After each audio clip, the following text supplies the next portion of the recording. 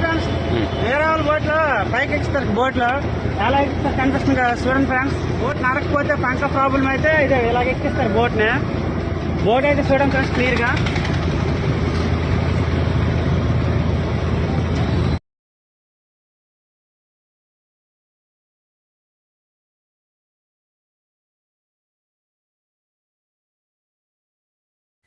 So ఇప్పుడైతే మా బోట్ని కూడా క్రెయిన్తో ఎక్కిస్తున్నారు ఫ్రెండ్స్. గుల్ల అయితే పడిచింది బోట్ని. గుల్ల పడితే బోట్ అయితే స్లోగా వెళ్తుంది. దానివల్ల క్రెయిన్ తోటి అయితే జెటీ పై నుంచి బయటకి అయితే తెప్పిస్తారు బోట్ని. ఆ గుల్లని మాత్రం క్లీన్ చేయాలి. ఇంక చూపిస్తాను. పంకకి అయితే తాడులన్నీ చిక్కేసాయి.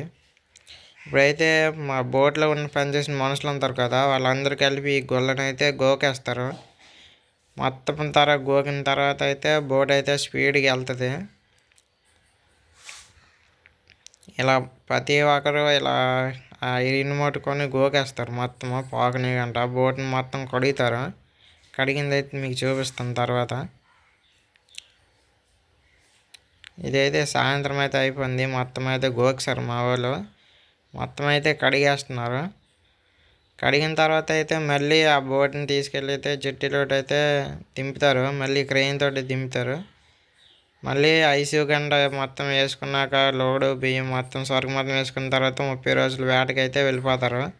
Thank you for watching. ఒక లైక్ అయితే వేయండి.